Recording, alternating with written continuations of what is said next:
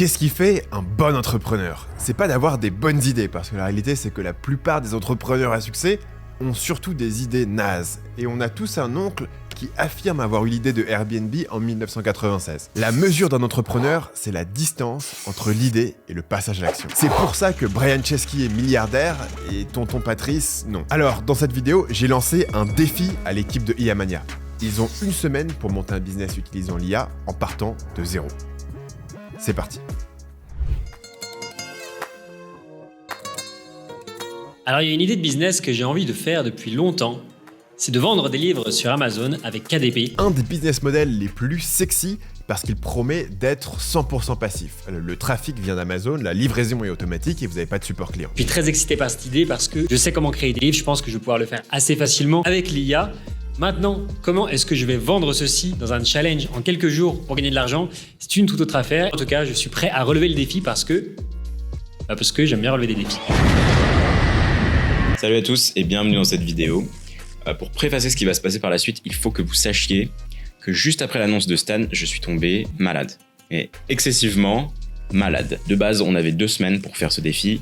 Là, il me reste 2 jours. Après, moi, je pense que ça devrait suffire.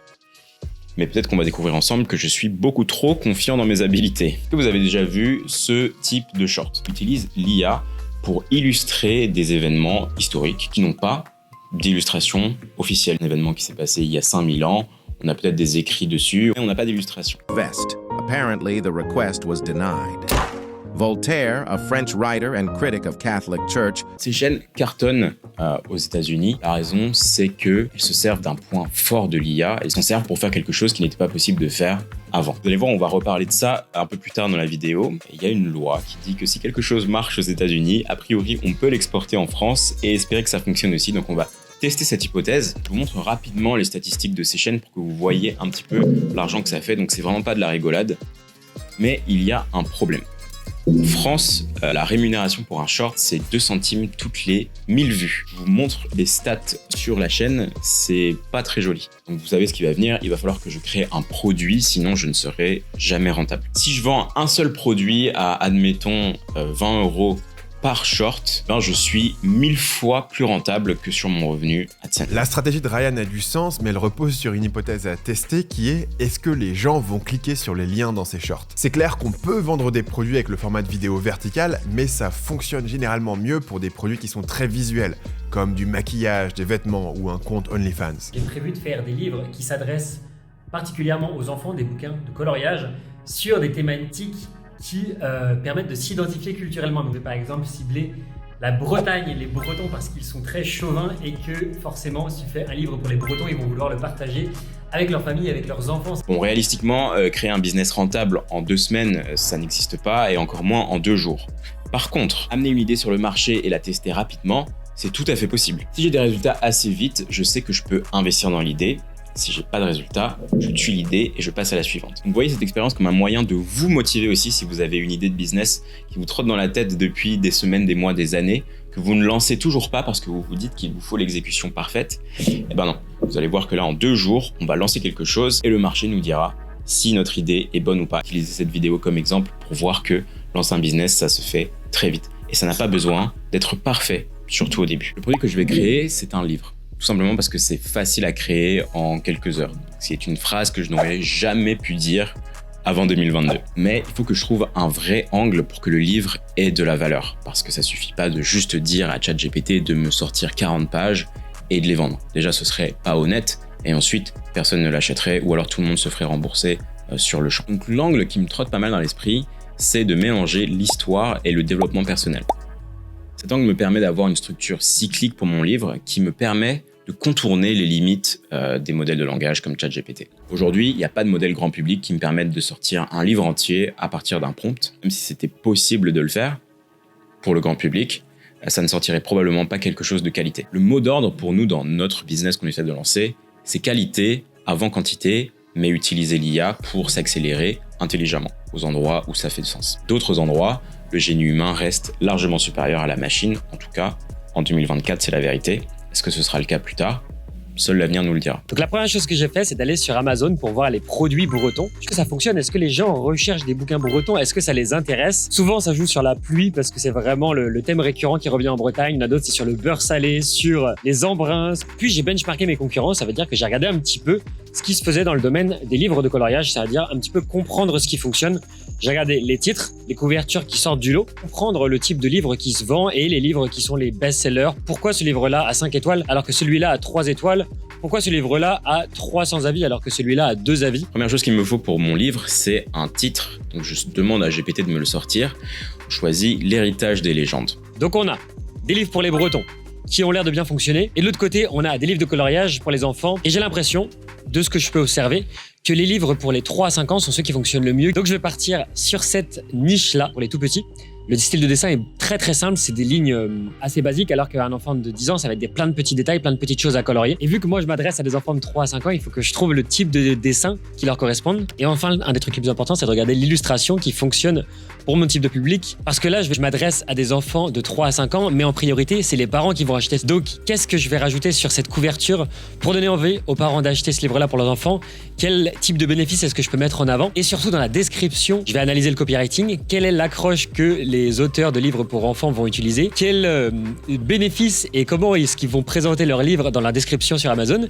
Et quel appel à l'action est-ce qu'ils vont utiliser pour donner envie aux parents d'acheter leur livre? C'est la bonne manière de commencer, vous n'avez pas besoin de réinventer la roue dans tous les aspects de votre business. Si vous avez déjà une différenciation dans votre positionnement, comme c'est le cas ici de Tony avec la Bretagne, vous pouvez copier les éléments sur lesquels vous n'avez pas un avantage particulier. C'est des parents qui habitent probablement en Bretagne ou qui veulent offrir ce livre-là à des enfants qui ont des parents eux-mêmes qui habitent en Bretagne ou qui veulent transmettre ces valeurs-là à leurs enfants. Parce que les Bretons sont des chauvins. Moi-même en étant breton, je sais très bien que les Bretons veulent défendre leur territoire, ils sont fans de leur pays. Wait a minute. Et vous voyez, je dis même pays alors que c'est un département, mais le breton est chauvin. Il veut défendre son territoire. Il faut que je trouve des arguments qui le fait se sentir fort, qui le fait se sentir bien. C'est ça que je veux en fait, c'est que les Bretons, ils se sentent dans leur clan, ensemble versus le reste du monde. Et ensuite, le processus est assez simple. Je commence par introduire une personne très connue et sa contribution à l'histoire. Ensuite, je parle d'une anecdote qui lui est arrivée, qui est pour le coup peu connue, mais qui a fait apprendre à ce personnage historique une leçon importante. Peut-être même parfois une leçon décisive dans le fait que cette personne lambda est devenue une personne historique. Ensuite, j'analyse la leçon et enfin, je propose des pistes pour appliquer cette leçon dans la vie moderne d'une personne qui pourrait lire mon ouvrage. Et là, vous l'avez, la structure cyclique. Si à chaque fois, je réplique ces 4 éléments et que je change de personnage historique, je répète ça autant de fois que je veux jusqu'à ce que j'ai un livre de la taille qui me satisfait. Et du coup, maintenant, vous comprenez l'angle. Mélanger histoire et dev perso. D'un côté, on apprend des leçons d'histoire qu'on n'aurait pas forcément eues à l'école, mais de l'autre côté, on a aussi une valeur qui est que de ces leçons, on tire des apprentissages qu'on peut appliquer directement dans notre vie. Donc c'est un livre qui donne réellement de la valeur. J'ai utilisé un GPT qui permet de créer des coloriages, sauf que je galère de ouf à faire ma couverture. D'abord, j'ai voulu lui donner une photo pour l'aider à illustrer une bigoudaine pour faire l'illustration, parce qu'il me propose des centaines de petits détails. Et moi, ce que je veux, c'est d'avoir une bigoudaine très simple, parce que je m'adresse à des enfants de 3 à 5 ans. Donc si le coloriage sur la couverture a l'air très complexe, les parents, tout simplement, ils n'auront pas envie d'acheter ce livre-là. Un autre élément sur lequel je suis en train de galérer depuis tout à l'heure, c'est le drapeau breton. ChatGPT il est en train de me proposer un drapeau breton avec un guépard dessus, un tigre ou je ne sais quel animal. J'ai jamais vu de drapeau breton comme ça. Du coup, je vais voir si je peux essayer de le modifier sur Photoshop pour essayer de le simplifier. Bon, je suis pas encore sorti de l'auberge. La dernière étape, c'est de créer la couverture, les illustrations pour le livre et faire la mise en page générale du livre pour qu'il soit beau, pour qu'il soit agréable à lire. Et c'est ce qui m'a pris le plus de temps. Parce que ça, je peux pas le faire avec une IA, il faut que j'y aille à la main comme un bourrin. Je vous montre le résultat final. C'est bon, ça tourne. Jour 2, j'ai passé la nuit au coworking pour travailler sur mon livre. Non, c'est absolument faux, je suis tout frais. Et hier, j'avais commencé à réfléchir à des idées de couverture. Aujourd'hui, je m'attaque au dur. J'ai terminé ça sur Photoshop, ça m'a demandé un peu de travail. Il va falloir que je crée une page de vente pour permettre à mes potentiels clients d'en savoir un peu plus sur mon produit avant de l'acheter. Et donc créer une page de vente, ça veut dire 2 choses. 1, copywriting, donc en français écriture persuasive, et 2, un site internet. Sur la partie écriture, je doute vraiment pas de mes capacités. Par contre, sur la partie site internet, je ne sais pas vous, mais pour moi, c'est un vrai cauchemar. Parfois, ça peut même prendre plus de temps de créer le site internet que d'écrire le message de vente. Heureusement, j'ai trouvé cet outil qui m'a pas mal impressionné, qui permet de mettre un prompt et d'obtenir un site internet avec juste après. Toutes les semaines, je vois mes clients se prendre la tête pour créer un site web alors qu'ils ont encore 0 abonnés. Et je me souviens encore de quand j'étais à leur place à me battre avec, à l'époque, des thèmes WordPress où il y avait 1 milliard d'options de personnalisation dont absolument 99% n'avaient aucune portée sur les ventes que j'allais faire derrière. Du coup, utiliser l'IA pour faire votre site, ça me paraît assez logique. En quelques minutes, vous avez quelque chose qui tient la route et vous pouvez retourner bosser sur ce qui va vraiment vous apporter des clients. Vous pouvez le voir dans mon prompt, j'ai indiqué des informations sur quel était mon business, quels étaient les différents éléments de mon business, et j'obtiens un site internet qui est cohérent avec le prompt que j'ai mis. J'ai même cette image là que je vais garder en fait sur mon en-tête par rapport à ma vente de livres d'histoire. Donc très impressionné. Ensuite, tout ce qu'il m'a suffi de faire, c'est de déplacer les blocs et insérer mon texte qui a été coécrit par ChatGPT. Coécrit parce que je ne fais pas entièrement confiance à ChatGPT pour me sortir la meilleure page de vente possible. Par contre, c'est un bon outil pour avoir un premier draft, parfois même un deuxième draft.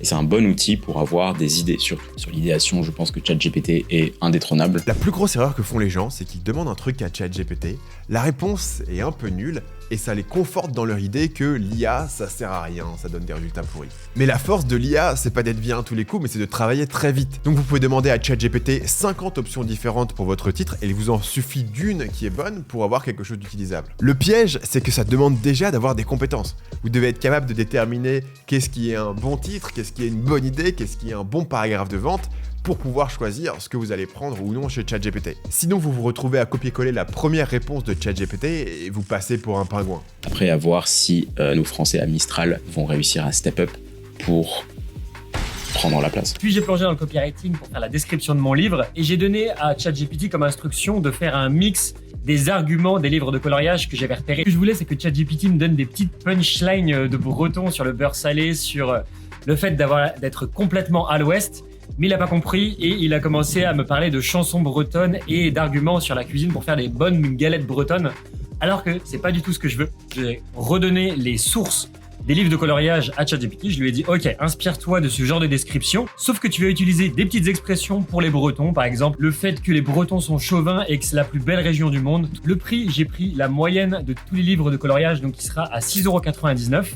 C'est ni trop haut ni trop bas, c'est en plein milieu. Et maintenant, je vais essayer de générer une centaine de dessins bretons avec l'IA. Comme mon produit ne coûte pas cher, ma page de vente ne peut pas être trop longue. Si je fais une page de vente de 50 pages pour un produit qui coûte 10 €, c'est contre-productif. Le client sent qu'il y a anguille sous roche et ne va probablement juste pas acheter notre produit. L'angle pour lequel j'opte pour mon message de vente, c'est de faire réaliser au client qu'il y a des événements dont il n'a jamais entendu parler. Non seulement il n'a jamais entendu parler de ces événements, mais en plus, s'il venait à en entendre parler, il pourrait, à travers ce livre, tirer des apprentissages qui rendraient sa vie meilleure. Essayer d'utiliser un GPT qui était déjà créé sur ChatGPT, qui permet de créer des coloriages. Sauf que j'étais assez déçu des résultats, ça correspondait pas à ce que je voulais, donc j'ai créé mon propre GPT. Je lui ai dit que je voulais créer des dessins bretons, je lui ai donné des caractéristiques très précises. Finalement, j'ai eu pas mal de petits problèmes, il fallait que je fasse des petits réglages à chaque fois. Je testais le prompt, mais finalement, la couleur, la dimension, ça fonctionnait pas.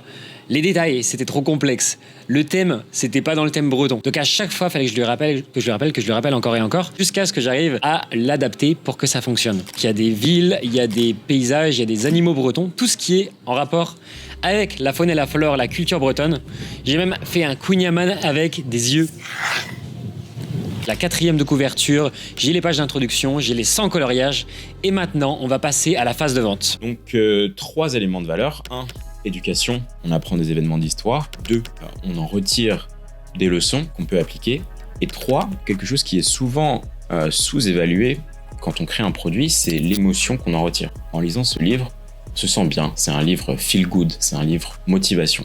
Et ça, c'est aussi une valeur qu'on vend et qu'on permet à notre client d'avoir. Alors je ne savais pas du tout comment m'y prendre au niveau de la stratégie de publicité, donc je me suis dit que j'allais appeler mon ami qui est auteur de livres à succès sur Amazon. D'abord je lui ai demandé c'est quoi le budget idéal, comment est-ce qu'on gère les publicités, combien on met par jour d'argent. J'ai dépensé énormément en pub au début, sachant que c'était l'argent un peu que je jetais, mais c'était le temps que ça prenne, tu vois. Parce que je faisais beaucoup de ventes et même si je n'étais pas très profitable, je savais que comme ça Amazon il voyait que c'était un livre qui plaisait et qu'il qu'ils le proposent de plus en plus aux gens. L'algorithme d'Amazon, souvent, c'est sur du plus long terme, tu vois. Ouais, au moins 1 mois ou 2 mois.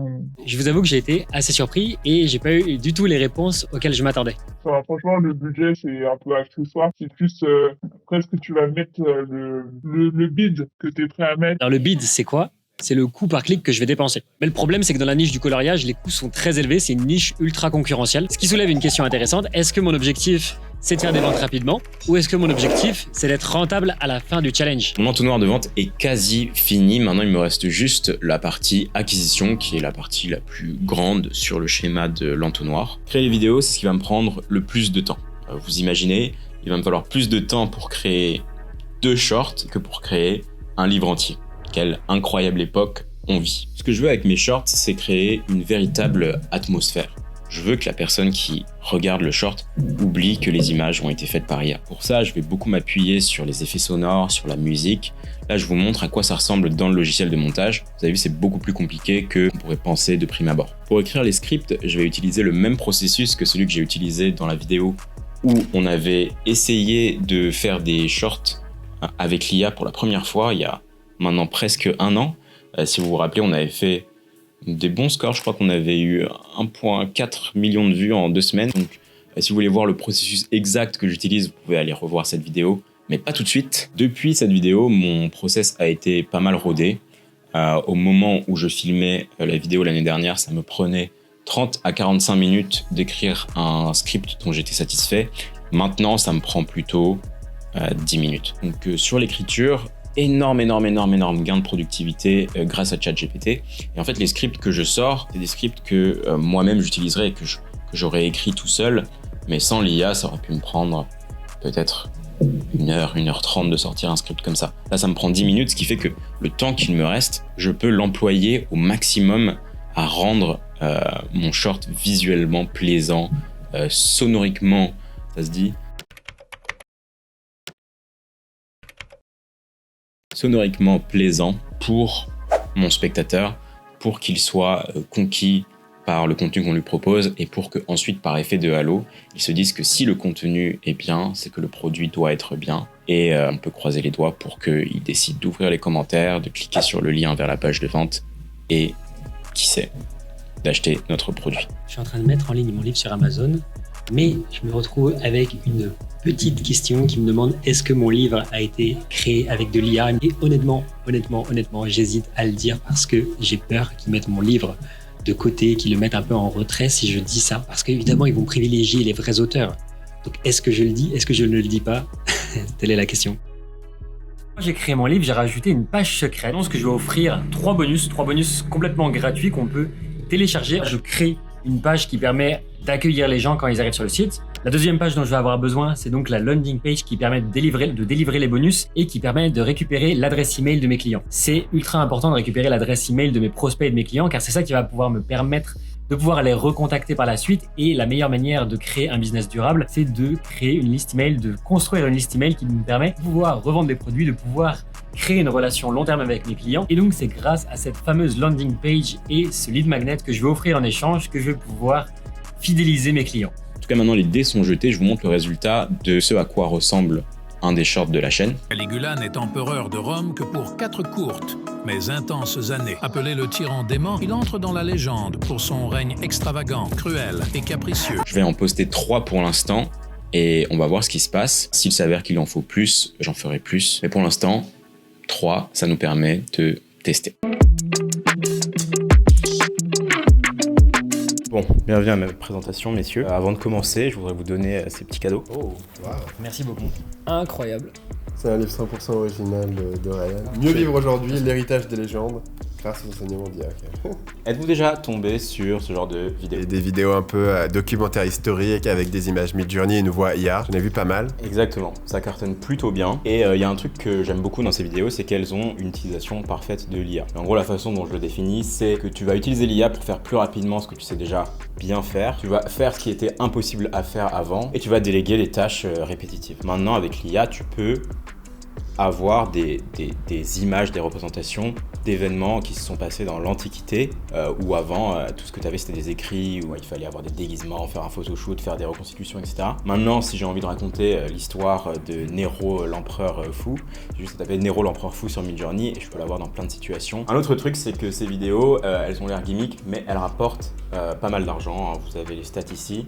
Généralement, sur Social Blade, selon les chaînes, on peut estimer que ce soit un peu en dessous, soit largement au-dessus. On voit quand même qu'ils gagnent de l'argent. On sait qu'ils sont autour de 100 000 par an, quoi. Et là, c'est 2 chaînes qui ont moins d'1 an. Et c'est incroyable, il y a un vrai engouement pour cette niche. Ils ont innové, ils ont utilisé l'IA pour apporter un élément de nouveauté. L'erreur que plein de gens font, c'est d'utiliser l'IA plutôt pour faire moins bien ce qu'ils faisaient avant eux-mêmes. Ouais. Donc on voit 2 choses. Le premier, c'est qu'ils publient pas tant que ça de volume, puisqu'il y en a un qui a fait que 26 vidéos. Donc les vidéos doivent faire pas mal de vues individuellement.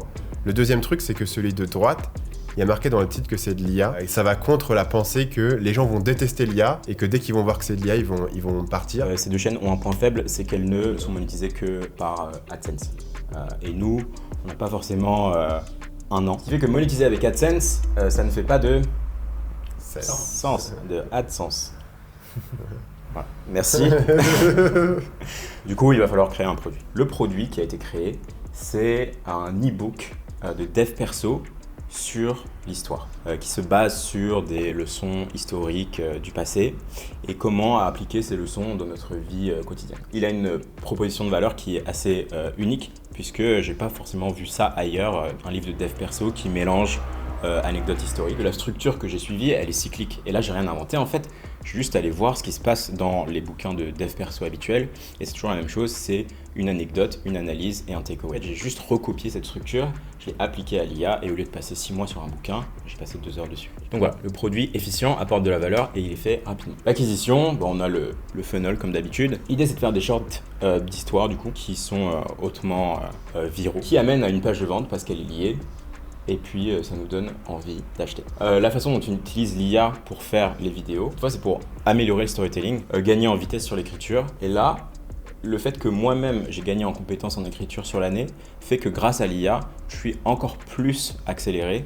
Ce qui fait que là, je fais un script toutes les 10 minutes. Avantage de l'IA, c'est qu'on peut rester anonyme aussi, donc on peut se permettre d'échouer et ça va pas avoir d'impact sur notre image personnelle. Et accélérer les tâches répétitives, les sous-titres, le site web. Je vais vous faire maintenant une démo, c'est-à-dire vous montrer à quoi ressemblent les vidéos. Il est capturé par l'ennemi puis relâché et est même nommé sergent. Quand la guerre prend fin, John continue sa carrière dans l'armée et grimpe la hiérarchie très vite. Je reconnais la musique.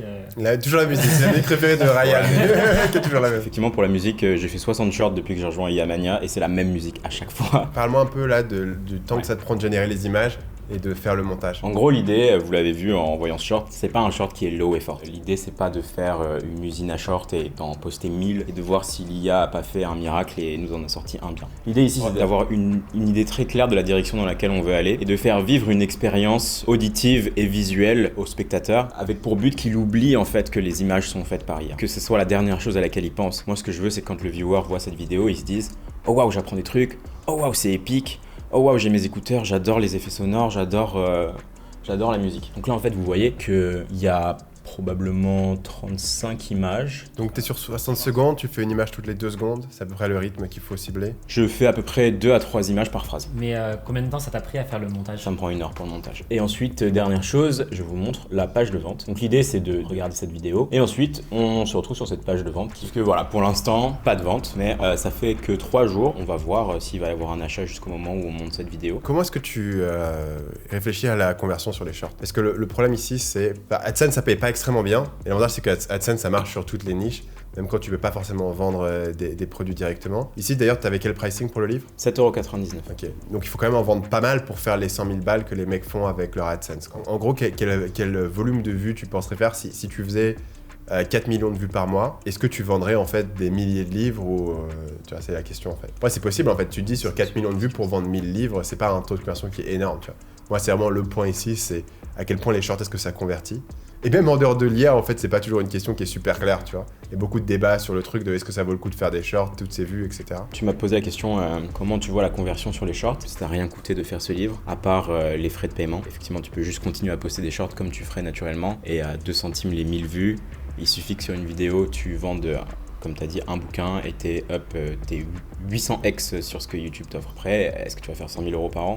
Pas sûr. Ouais, pas forcément avec une. Ou alors, il faudrait vraiment avoir un volume colossal, ou alors il faudrait vraiment avoir beaucoup de produits différents et probablement trouver un moyen d'augmenter le pricing en fait. Un autre truc que je vois beaucoup dernièrement, c'est des espèces d'apps de développement personnel qui ont un abonnement récurrent, etc. Et le business model, c'est de se dire comment est-ce que en fait, on prend ce besoin de dev perso et on le monétise en dehors de OK, on va te vendre une formation et tout. Donc là, il y a peut-être un truc en mode OK, voilà une app, tu payes 10 € pour débloquer tel ou tel truc, mais après, t'en débloques peut-être un autre. Ouais. Ou alors, t'as un petit abonnement, tu vois, tous les mois où t'as des connaissances qui te sont délivrées, etc.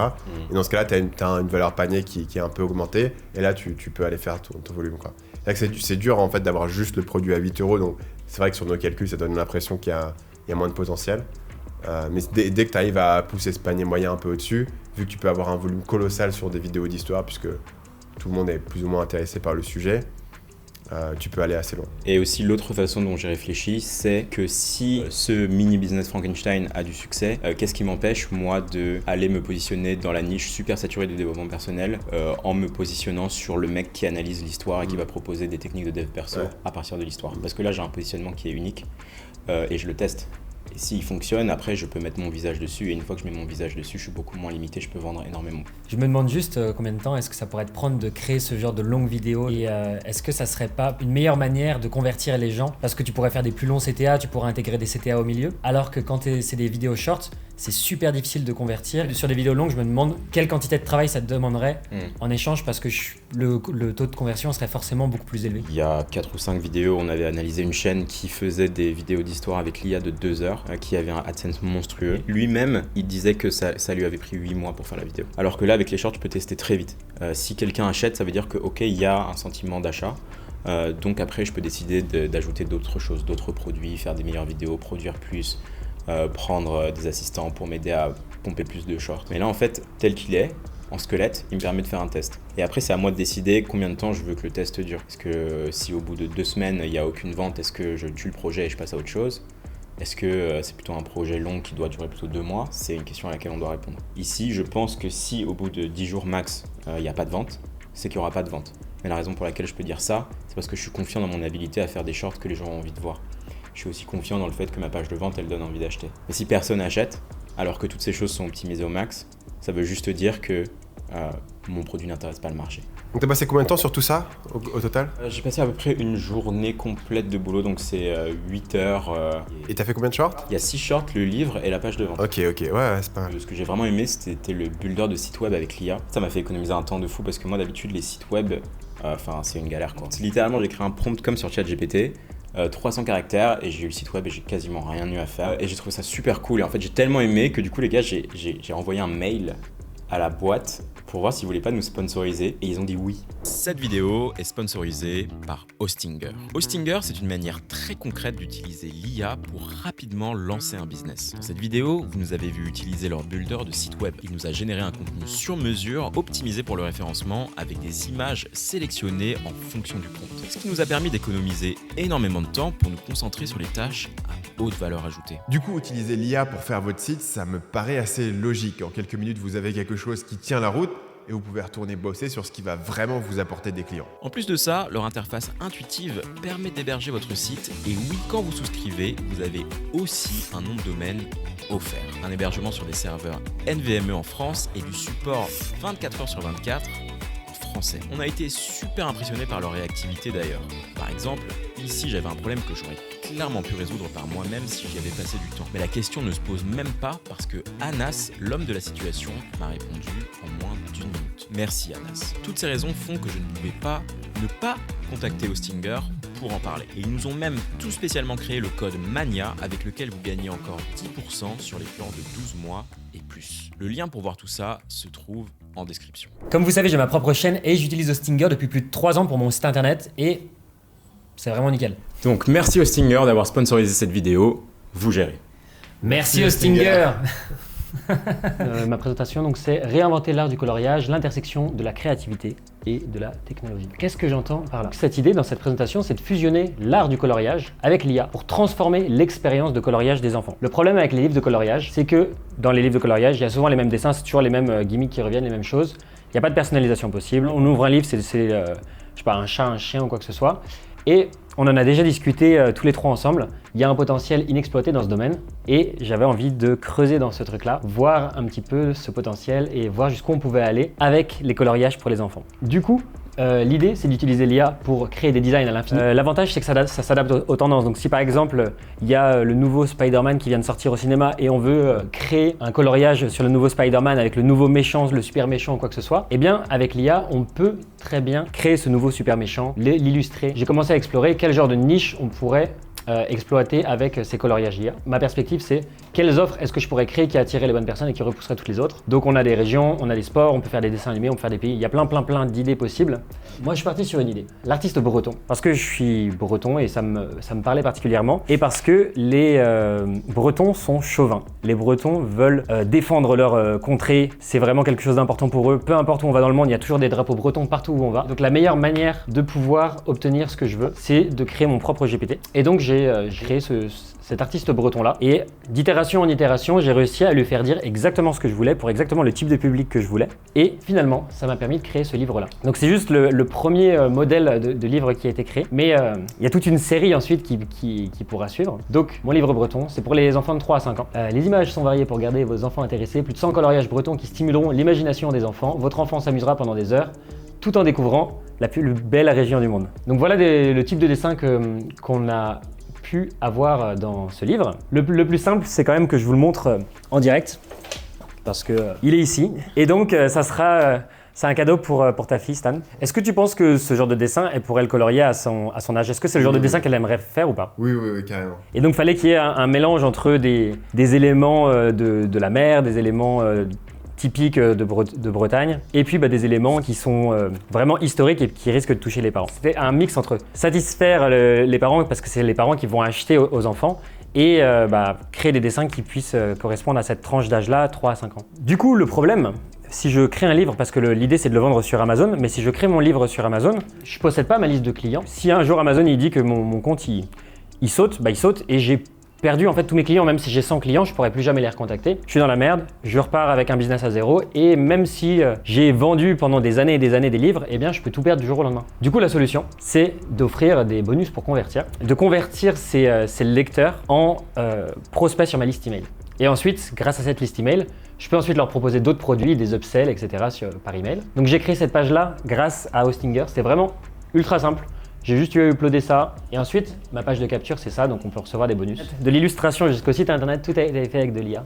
Et donc voilà, je vais vous présenter la stratégie en 3 étapes pour avoir un livre best-seller. Avant même de pouvoir faire de la publicité sur Amazon, c'est de récolter des avis clients. Donc les 15 premiers commentaires, il faut aller chercher les gens, il faut aller solliciter des amis, des connaissances et leur demander de mettre des reviews, donc de lire le livre et de mettre des reviews à la main. Et une fois qu'il y a quelques preuves ou quoi que ce soit, qu'il y a quelques avis, on passe à l'étape numéro 2. Et là, on peut balancer de la grosse pub sur notre livre de coloriage breton. Mais en gros, quand on commence, il faut mettre un investissement supérieur à ce qu'on va gagner et au bout d'un moment, la courbe va s'inverser et on va devenir rentable. Niveau 3, et si malheureusement, il n'y a pas les ventes escomptées, et bien justement, c'est un signe. Il faut voir si on peut améliorer un petit peu la page de vente, améliorer un petit peu la description sur Amazon, la couverture ou quoi que ce soit. Donc c'est pas forcément négatif, c'est justement chaque feedback c'est quelque chose d'intéressant qui permet aussi ensuite d'améliorer un petit peu étape par étape. Moi mon idée ensuite, ça serait de créer une application qui génère des dessins IA automatiquement.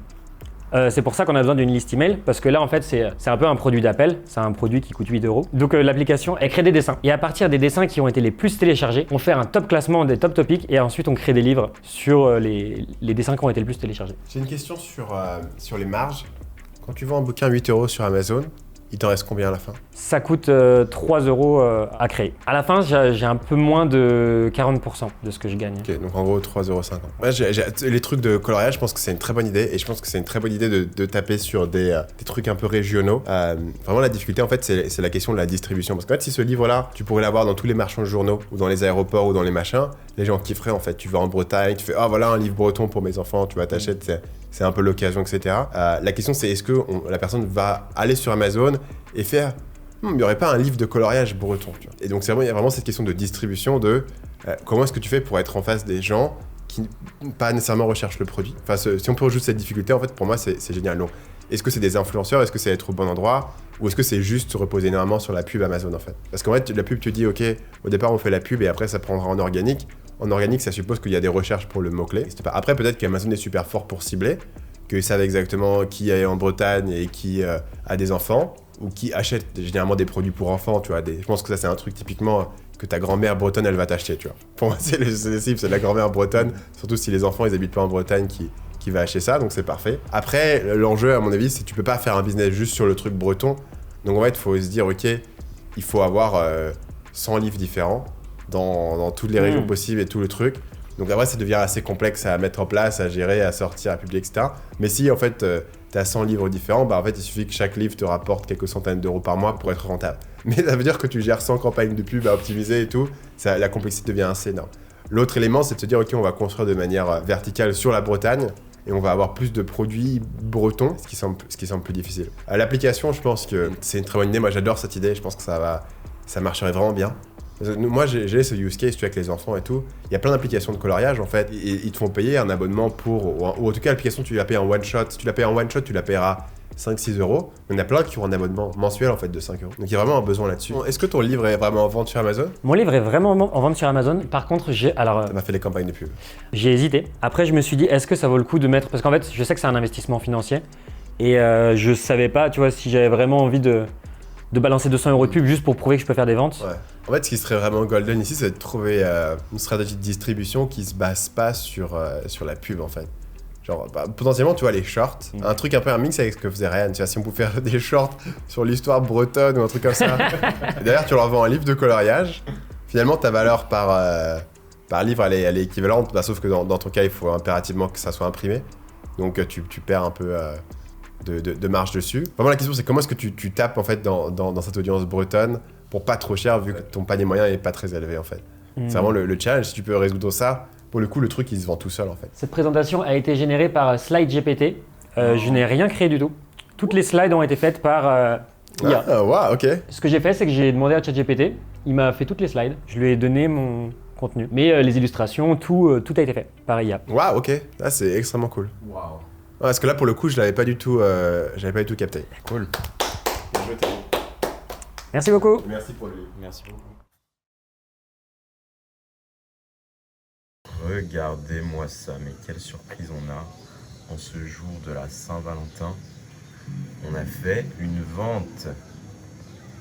Donc incroyable, on a fait une vente, ce qui est vraiment top. Ça veut dire que sur les 22 000 vues qu'on a eues, on a gagné 8 euros. En comparaison avec juste la rémunération AdSense des shorts, on n'aurait même pas eu... enfin si, on aurait eu 10 centimes probablement. Donc là, on est sur un 10 x 8, on est sur un 80x de return par rapport à la monétisation que propose YouTube. Donc incroyable qu'on ait réussi à vendre notre produit. De toute façon, le truc avait été set up de manière à ce qu'on puisse le vendre, donc très très content. En tout cas, merci d'avoir regardé cette vidéo jusqu'au bout. Merci à Hostinger de l'avoir sponsorisé. N'oubliez pas d'aller checker leurs offres et n'oubliez pas d'utiliser le code MANIA qui vous donne 10% de plus de réduction sur les plans de 12 mois et plus. Et en attendant, on vous retrouve pour la prochaine vidéo.